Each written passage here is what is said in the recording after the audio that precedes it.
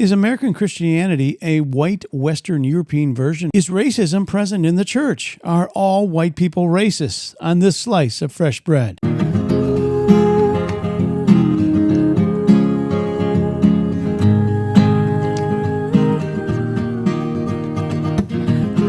Welcome to Fresh Bread, a podcast ministry of Grace Bible Church, Gainesville, with Pastor Brandon and Pastor Keith.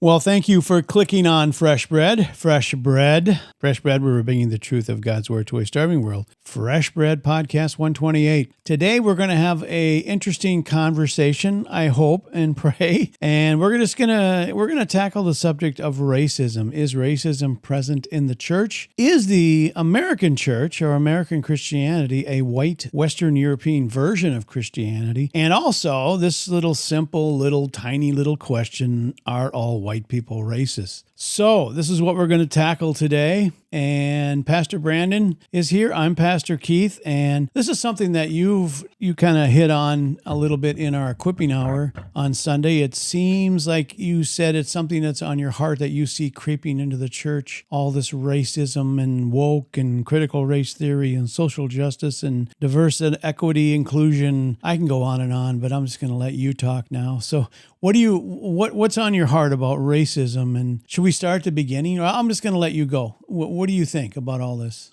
Well, I mean, what I brought up on Sunday was that since 2020, for sure, it actually started before it had its beginning before 2020. But I think 2020 with the Floyd incidents there in Minnesota, basically there's this push that basically you asked the question, or I think you asked the question, are all white people racist? And that's sort of what's inferred is that because of your race, because you're white, then you have more advantages in the system and you're standing on the shoulders of other people and you have all these advantages.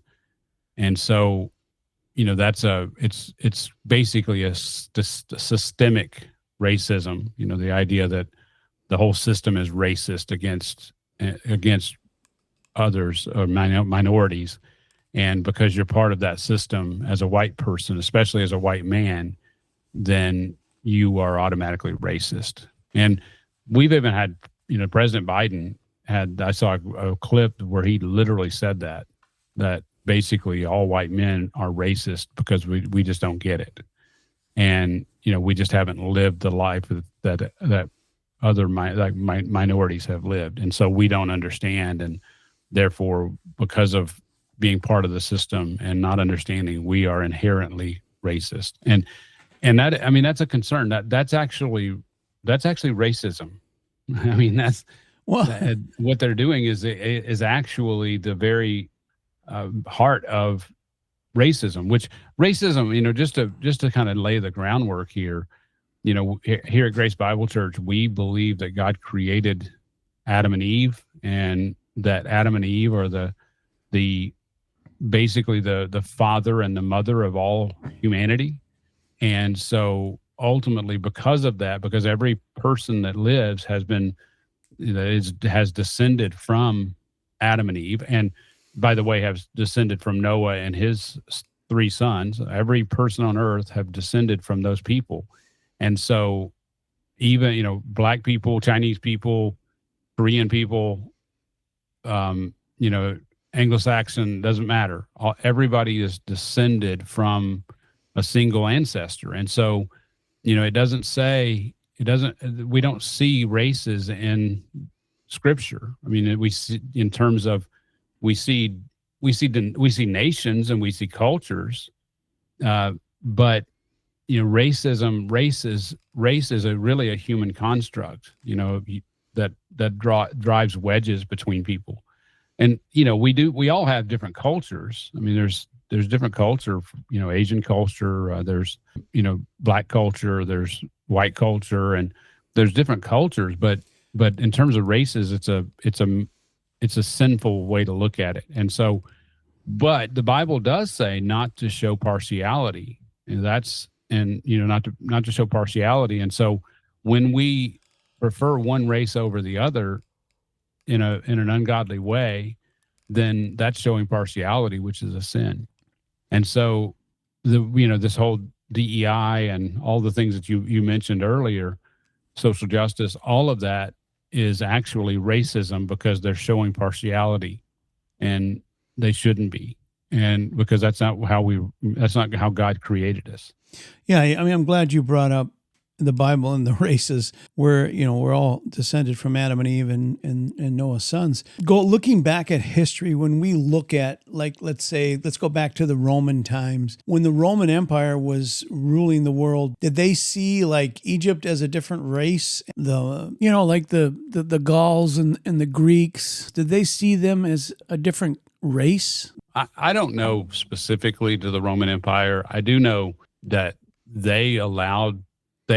where they could, they allowed people to keep the same, cultural aspects. I mean, that we see that in Israel where they were able to have their own religious authorities, and they even had a king, King Herod, even though King Herod was actually an Edomite and was a false king, but he still was the king of the Jews. Little K, king of the Jews. And then you had Pilate, who basically was over the top. I mean, he was the representative of Rome. But by and large, Israel was allowed to rule themselves within Rome as long as they didn't cause problems, which was, part of the issue with Jesus and the things that were going on, was that they were concerned about a revolution, that way. And there were revolutions that happened, during that time period. And so, but as long as a state from my understanding of it, as long as a state or a nation within the Roman Empire, as long as they behaved themselves, they were allowed to keep their own culture. And so does that make sense? Yeah. What I was looking at is did they, and I am going somewhere with this, it may sound funny, but when they divided people up, was it more by language rather than skin color?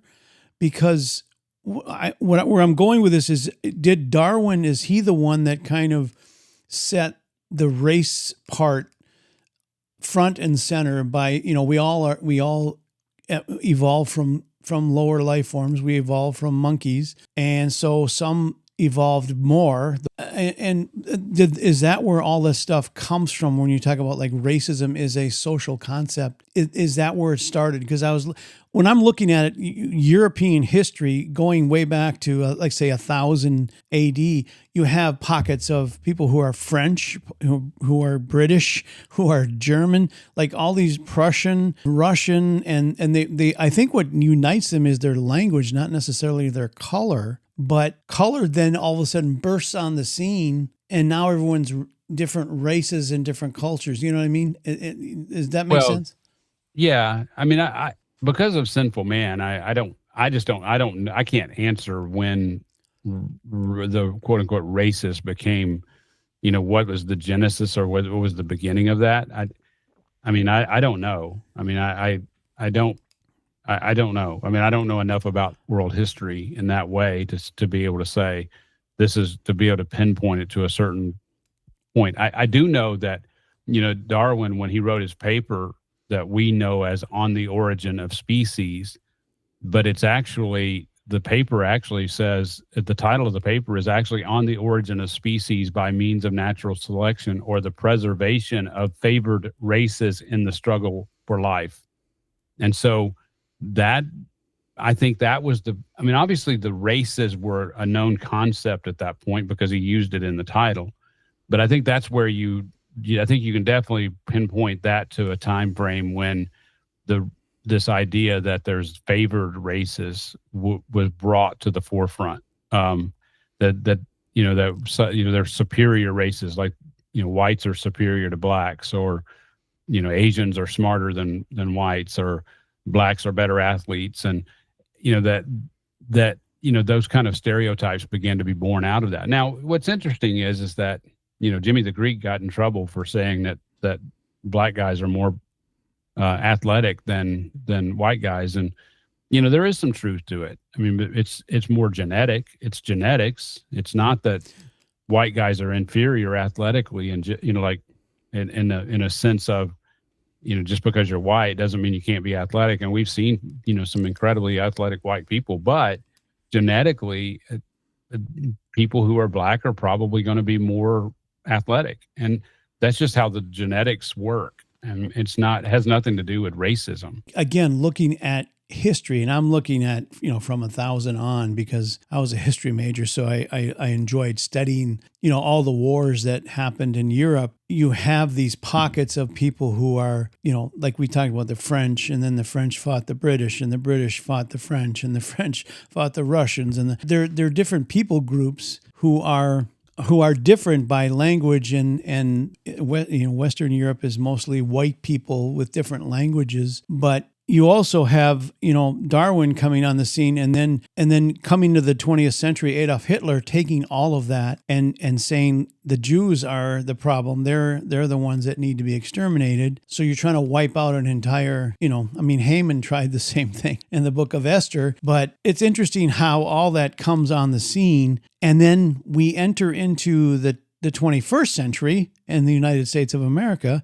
We have President Barack Obama. And so you think, okay, we have a black president. That proves without a shadow of a doubt America is not a racist country, even though we don't even believe in races, because there's no such thing as race. We're all on the human race, but we have different cultures. But at least that proves it, right? Racism is over. We have a black president. It proves that we are not racist. But what it did was almost make everything worse. Yeah, I don't know. I would say it doesn't prove that there isn't any racism. I don't know if you're being sarcastic or not, but sounds like maybe you are. But I think it ultimately ended up creating more racism, and I think it made it okay that you can. They call it reverse racism, where instead of whites being racist against blacks, it's blacks against whites. But at the end of the day, I don't even know why we'd put the reverse on there. It's just racism.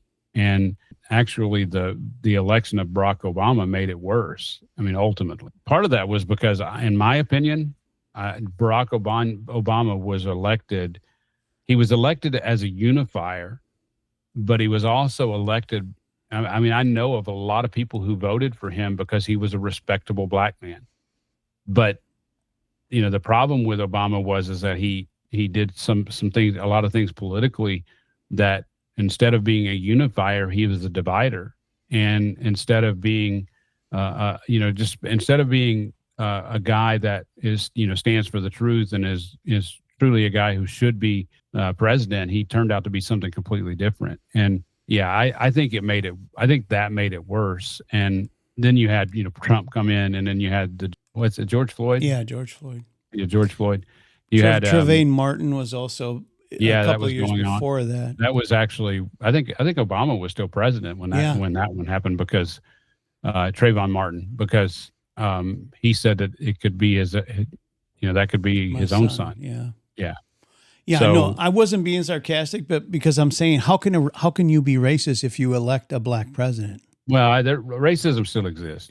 I know what you mean, but I'm just saying, you would think that would solve that would, you know what I mean? Yes. Yeah. I mean, I think if you're looking at it from a high level point of view, that are we a racist country? A truly racist country would not have elected Barack Obama as president. I mean, a truly racist, like racism defines the country. No, you're right. I think maybe some people voted for him because they felt like, I got to prove that I'm not, so I'm going to vote for him. But he did. He came right out. There was a lot of white guilt in that, for sure. That basically, trying to right all the wrongs from the past. And we've had slavery was not a good thing. So, I mean, how many of the slaves were treated was wrong, and how they came to be here to be enslaved was wrong. It was man stealing. And so, there are things about our past that are, basically problematic. But, what they don't realize is that this country fought a war, and this country, we actually went through a lot, not just fighting a war, but we went through a lot to free the slaves. And so, there's more to that. I mean, there's more to it than that. I mean, and you're never going to have everybody not be racist. I mean, it's never going to happen outside of Christ. So, yeah, we had 600,000 white men, die for that reason, and it was horrible war. So by having slavery in our history in America, does that mean that all white people who are born in America are racist? Well, that's what they would try to say, and we don't even know it. Yeah, because we have advantages because of the system that was built on the back of slavery. That's the argument. And I've never owned a slave. I never will own a slave. So I'm not. I can't. Why are you putting me in that category? It's just, and the reason is because of the advantages. I mean, that's what they say, is because of the advantages that I have because of what's happened in the past. Yeah, that gets into there's two world views right now that are battling in the United States. And the one is, Muhammad Ali said this back in the 70s. He said it was black slaves that made America great. And then we have Vodi Bakum, who before he passed away said Christianity made America great. So we have two black men, each one on different sides, who are arguing about how America became this great nation. That's the battle right now. And so they're saying that black people, because they were slaves, are on the bottom, and they've never been able to come out of that bottom. They've always been, they're stuck there, and white people are oppressing them. And so, yeah. Well, ironically, it's when you look at the history of the 20th century, well, really from the Civil War all the way through, that by the time you get to the Civil Rights Act of, the 1960s, under Lyndon Johnson, if you look at the black culture prior to that, they were making great progress. They were making an incredible amount of progress, even though there was still systemic racism, with using different facilities and all of that. Even still, they were still making progress. They had, I don't know what the percentages were. I can't remember off the top of my head, but they had, a majority of homes that had a father and a mother present. And, that's been completely reversed to where that's the exception, not the rule. So the rule was before that they had a mother and a father, and, they were making more money. They were doing better and better. And so, if the I would argue if the Civil Rights Act had never been enacted, that they would have been better off than they are now. And I'm not saying that it was right to be, segregating the way we were segregating, but I'm also saying that even still, they were on a better trajectory than they've been on since then. I think you're right. I think it's trying to force things too quickly to happen that maybe have to happen over time. And yeah, and that's interesting that actually brings up an issue of, it's easy for us to sit here in our modern day and say, oh, they should have done this or should have done that. They should have gone quicker or whatever. And but it was a process. I mean, it was a process that had to happen. That was a very difficult process to go through to assimilate, from being slaves to being full free men. And you just couldn't snap your fingers and make it happen overnight. It took, I would argue it took 80 or 85 years, or maybe 80 years. And then you had the Civil Rights Act in the 1960s that I think set them back. And from, they've stopped making the progress they were making before that. Yeah. Well, I think that was one of the things that Abraham Lincoln was working on before he was assassinated. But the Civil Rights Act, while I agree with desegregation in the sense of making it should be unlawful to have separate facilities based on race, right? That's absolutely, or even where you sit on the bus or all that should be outlawed. That should not be with the law. But I think that the Civil Rights Act also created some bigger issues where you forced segregation, and you had situations. I don't know if you remember growing up, but I know in Arkansas that it was a big deal, especially in the bigger towns. It was busing. So they were busing kids from one part of town to the other part of town in order to force integration. Mm-hmm. And it's just not. It should be outlawed to have something where it's like I say, if a black child wants to go to a certain school, they shouldn't be disincluded because they're black, right? Yeah. But at the same time, for the government to get involved with it and force this integration and, force it by busing people all over the place. I mean, it was terrible. And it caused more problems than it was trying to solve, in my opinion. Yeah, and that brings us to, I think, what happened to the black family is, we look back in the 1920s, 30s, 40s, 50s. There were black families. They were a mother, a father, and then all of a sudden the 60s come, and then things start to. Well, that's because the law, the Civil Rights Act, actually began to, and he had the war. Johnson had the war on poverty, and the whole thing where we began to get these social programs, and that it ended up being that a black woman, or any woman really, but what would happen is that they would get on welfare, and the more kids they have, the more welfare they get. But if they got married, they wouldn't be eligible for that. So basically that destroyed the family.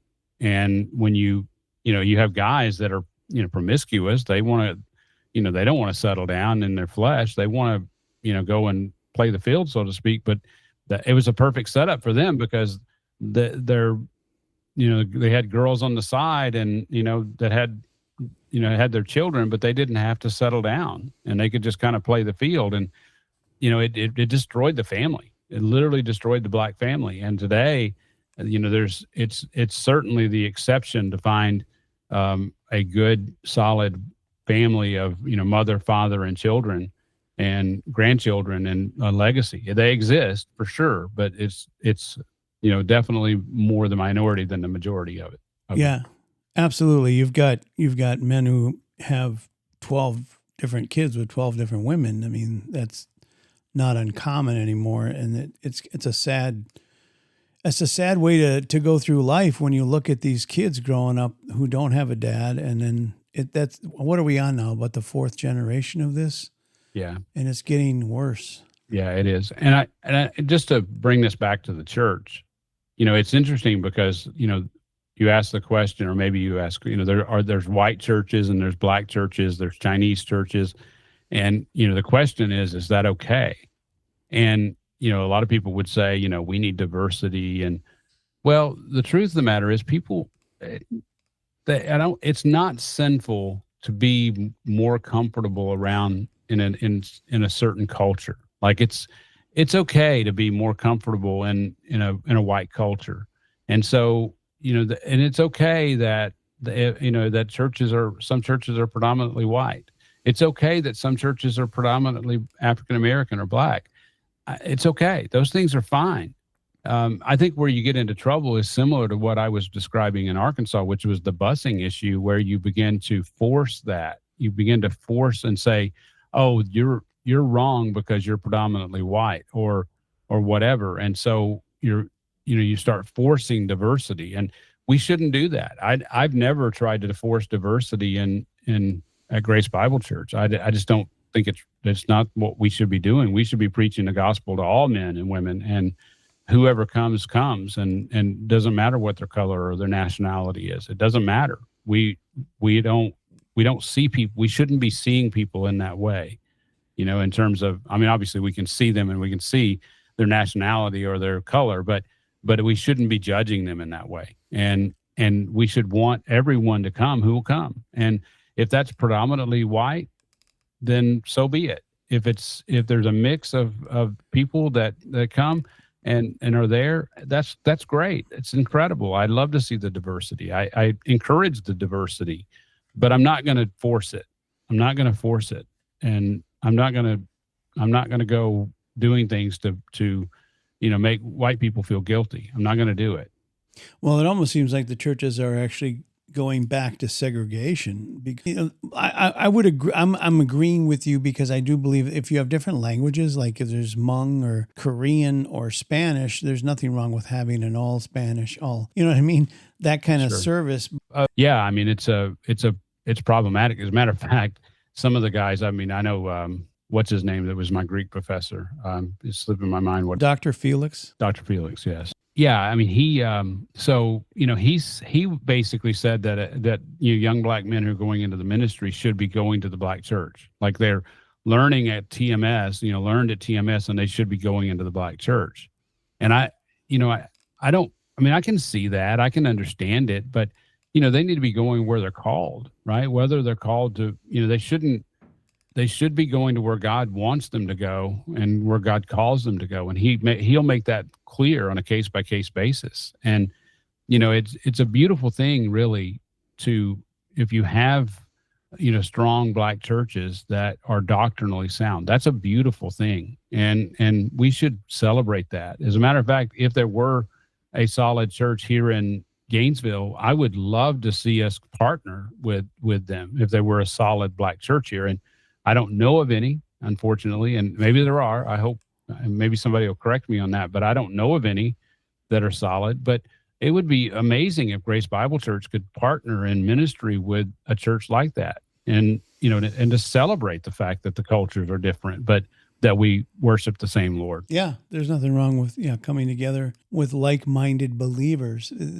Doctrinally, though, it has to be. We always talk about that. It has to be solid because doctrine matters. So bringing this back, you and I just kind of did our little history lesson on the history of racism and how we look at it, where the Bible doesn't talk about race, it talks about cultures, but we live in a world where the rest of the world sees race and racism. And now I want to just bring it right to the church. Like you kind of been hitting the edges of it, but let's dive into the church. What do you see? Should the churches be doing like critical race theory and social justice? Why do you see this as a danger to the church? Well, for sure that we've talked about. I mean, it's kind of, at this point, we've been talking for 4 years about the issues of DEI and social justice and, the woke theology that, that's invading the church. That's problematic and needs to be dealt with. I'm actually more,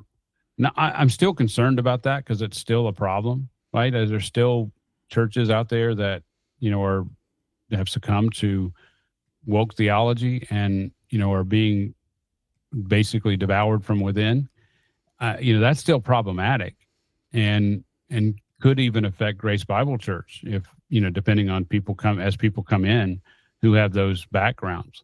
But I think right now, as I look at it, with even looking at Christian nationalism, I think that, we've talked a lot about Christian nationalism, and, the problem is it's associated with what I would say is white Christian nationalism, which is basically that, basically an emphasis that we have a white culture and that we need to protect that white culture. And I think that's dangerous, right? I mean, I think that's a dangerous thing if you take it to that level.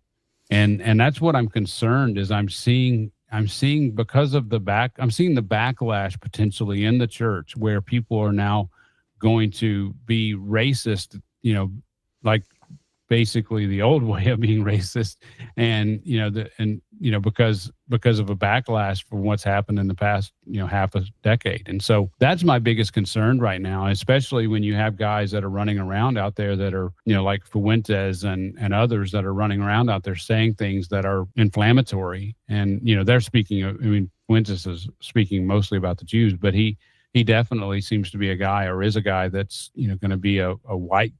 He's going to be fighting for the white race, so to speak. And so, that's problematic. And I'm concerned about the church and making sure that at least in our little mud puddle that we deal with, that we're making people aware that, both ways are racist, whether you're on one side or the other, both are racist. And that biblical truth is, to show no partiality, that's what God has revealed. And, that every person is made in the image of God, no matter what their color is, no matter, what they look like, they're made in the image of God, and they need to have the dignity as such, be given, the respect and dignity as such. And so that's my biggest concern in the church today, is that under the guise of basically this is what's happened with DEI and social justice and the woke theology, it's this backlash that says, okay, that actually brings back some of those racist things in the church. So I am concerned about that. I am concerned about that. Okay, so you just mentioned, Christian nationalism and all this. How do you separate American Christianity from the white Western European version of Christianity? Are they the same? The Christianity that came from England and all the other places that the Pilgrims came here and all this, they came to they coming up on Thanksgiving, they sought religious freedom. So that's plays a big factor in American nationalism. But how do we separate that from the white Western European, or do we even have to? Should we be ashamed of that? Well, I think the short answer is we shouldn't be ashamed of history like that history that. That we did have some people who came that were incredibly strong and, laid the groundwork for this nation, and, that they came from Europe and they did that. And I don't think we should be ashamed of that because they brought a superior culture. I mean, and I know that can be inflammatory, but there are superior cultures. And, we see it in the world today. You can't tell me that the culture, in some of the African nations are as good as the culture here in the United States. I mean, and so it's just Western culture has been a superior culture, and it's because of the influence of Christianity. It's because we are Christian, and so and I know that can be. I know a lot of people would argue about that and probably get their hackles up, so to speak, because of me saying that, but. The truth of the matter is that that it is true. Now, does that mean that we should be prejudiced against other cultures? No, we should celebrate them. I mean, that's what it's interesting because when we're around the throne, in Revelation 5, when we're worshiping the Lamb, we're going to be standing with all the nations, and so all the nations are going to be represented there. And so, I mean, the Lord loves nations and cultures, and there's going to be a variety of them. Even once everything is done, Revelation 22, there's going to be nations, and it's going to all be for God's glory. I think the church forgets that God is sovereign, and God He designed the way that the gospel spread. It was to go west, and it went west, and it's been going west. Is there a reason? Remember, I don't know if it's in Acts or wherever, but it talks about do not go here, but go this way. Yeah, Paul specifically, he directed him away from certain areas and into other areas. And it seems like Paul was pushing more west. And the reason is because the civilization and the roads and all these things, that's what spread the gospel. Yes. And so and it's almost like for us to be ashamed of who we are, that I'm ashamed that I'm white. I didn't choose to be born white. Neither one of us chose our great grandparents or grandparents or parents. So that's what I mean. I don't understand all of this, some of this where you're racist and you need to, and this was like you were talking about in the year 2020, the George Floyd thing, people, they were saying white people should go around to black people and kneel down and ask them for forgiveness if you see them on the street. I was like, why? It boggles the mind. Yeah. I mean, it's sinful man trying to gain an advantage. I mean, that's all it is. And that there's always going to be conflict among humans, and more times than not, it's probably going to be in conflict, based on, some, culture or skin color or, those kind of things that artificially, well, it's culture separates us, but it shouldn't separate us. It should, we should celebrate that, and that we should love other cultures, even if it's not our culture, meaning that there's good things about the black culture that I love. I mean, I think that the music, a lot of the music has been that's been influential, and even the music that we've listened to in the past 50 years, 60 years, not all of it is good, right? But not all of white music has been good either. So, but there are things that we can celebrate from that, and accomplishments that we can celebrate and be thankful for, that from different cultures that contribute to the world around us. Absolutely. I mean, and we would say we are in favor of social justice if you define it as the belief that all people and all groups of people deserve equal rights and opportunities and treatment in society. We would agree with that, but we don't. We would say that they need to be given equal opportunity in the sense of we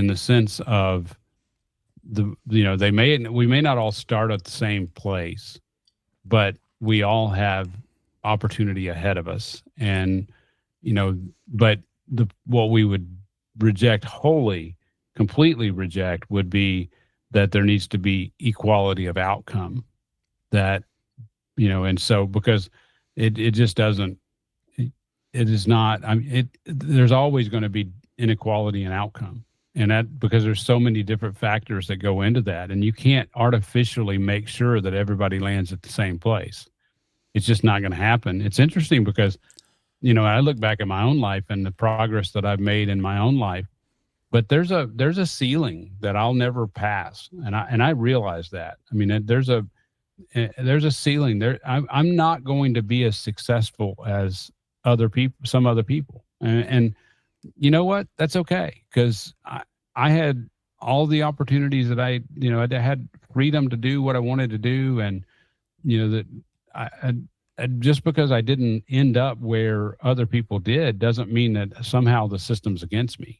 I mean, and the truth of the matter is the system really is against a lot of people, but yeah. I mean, it's hard. Life is hard, and some people have more advantages, and that's okay. I mean, it's not against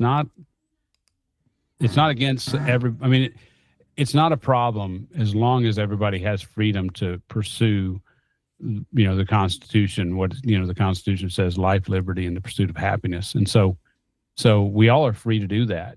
Now, it's not all going to turn out the same for everybody, but we're free to pursue those things. Absolutely, and it doesn't make sense to have, let's say, people who can read and people who can't read, people who can do math and people who can't do math, understand it, that you say that, okay, because the Black community now, they're reading at a sixth grade level, they're doing math at a sixth grade level. We have to lower standards of air traffic controllers and everything down to that level so that it can be are those actual statistics, or are you just making that up? I'm just saying that when I'm looking at, they're talking about, because I've heard this said that reading and math are racist. They're racist because they're set up by white people for white people. They're not for Black people. And I don't understand any of that because math is math.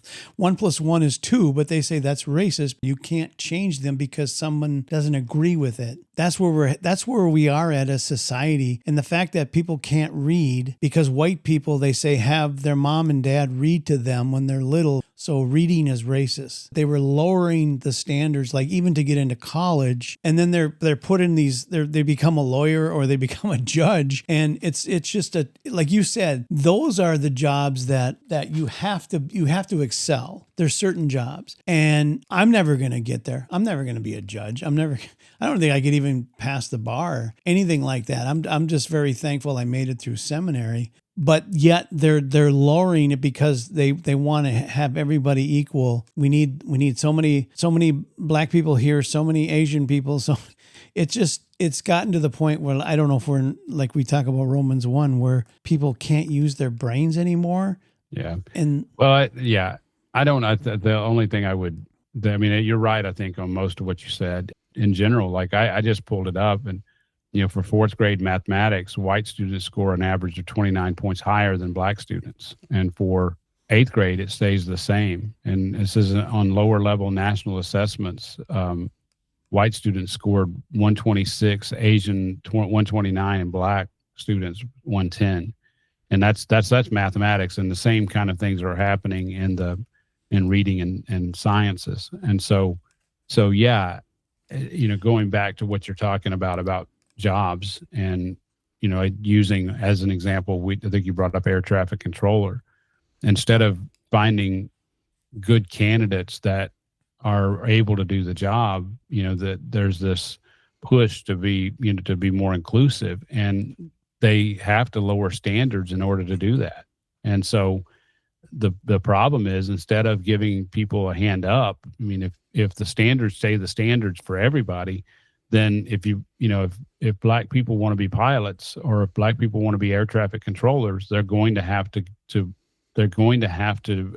come up to the standard. And that's what we want. We want them to get to that standard. I mean, I want to see black students be able to get to those standards. And and I want to encourage them to get to those standards, but we can't give them a handout. We have to give them a hand up, if that makes sense. Right. I think to be a doctor, a dentist, a pilot, you kind of want guys that are pretty sharp, Yeah. or women. No matter what color they are, we want people who are going to be pretty sharp. But, absolutely. And when I was talking about math, I was just saying, because I was not a great math student. I was always in the slow class. And so I'm what I'm trying to say is that I wasn't a great math guy. I can add, I can subtract, I can multiply, but I can't do geometry. Algebra, I just never understood it. That's what I'm trying to say, is that it's okay. Well, yeah, modern black culture is holding them back. Yeah. There are those who are they're capable. They have all the tools in terms of mental faculties and abilities, talents, and in some cases even greater talents. But the problem has been that the black culture has held them back. The way it is. And when I say that, what I mean is that, as I said earlier, there's some great, amazing things about black culture that we need to celebrate. But there are some problematic stuff, which we talked about. The destruction of the family is one of, fatherlessness in the black community is at an epidemic level. And so yeah, I mean, definitely some cultures are more, that's what's interesting, is that the Asian culture, when it comes to school and when it comes to doing math and science and those things, are, because of their culture, because they're so hardworking, and many of these families, they end up excelling. It's not that they're somehow better than everybody else. It's that it's the work ethic that they have. And a lot of people believe that comes from the history of where they came from, and why, how they came through, and that sort of thing. So yeah, I know it's interesting, because I don't want to, I hope nobody listens to this and thinks that I'm coming across as racist, or you are coming across as racist. It's, we're trying to understand this biblically, and we're trying to address it biblically, and make sure that people know that it's interesting, because anytime you talk about race, then people automatically assume you're racist. And yes. and I don't, and there's nothing racist in my heart that way. I don't want to. I want to celebrate different cultures, and I love the black culture. I love the white culture too. So and I white culture is my culture. So even though I love black culture, it doesn't mean that I have to be in black culture, right? I can love it while still loving my own culture. Yeah. And how I was raised, and how I was, the good aspects of how I was raised, and that sort of thing. So I just think that we ought to be celebrating these cultures, not trying to tear them down. Yeah. Yeah, and we are two older white guys, looking at this, trying to look at it biblically. And I think what they're trying to do with all of this is, we look at the things that are creeping into the church, is, again, they are trying to divide the church. They're trying to divide the country. They're trying to divide people. It's always to divide, right? Yeah, that's the enemy's playbook, for sure. Yeah. And especially when it comes to the church, he wants nothing more than to divide God's people. Yeah. And if it has to be based on race, then so be it. And we just can't fall for it. And that doesn't mean that we have to force diversity, right? I don't need to force diversity and not fall for it. Well, I have to, basically, what I just explained. I need to celebrate the good aspects of all cultures and be thankful for them. Forcing anything is a hard thing. I always think of immigration like that, when Biden was forcing immigration, by pumping in just all these people. rather than doing it the way they always had done it in the past. I think it just was too much for people to take. You know, it wasn't the right way to do it. And again, forcing it. Yeah, it's funny you say that we're two old white guys talking about this, and I know that some people are who could listen to this and say that you're two old white guys, you just don't get it. But the truth of the matter is that nothing's changed. There's nothing new under the sun. You know, the Bible has already addressed all these things, and I just need to understand what the Bible says, and I need to apply that. And, and it's hard because, because the enemy is against us, and he's trying to sow seeds of discord. And he's definitely even trying to do that within our own church. And, whether it's these kind of things or whether it's the Jewish question or whatever it is, I mean, he's trying to sow seeds of discord, and we have to resist it by knowing and living by the truth. Absolutely. I had a job where they made us go to this diversity workshop. And so I got sent to a diversity workshop, and then they asked me what diversity meant to me. And I just said diversity means a lot of different things.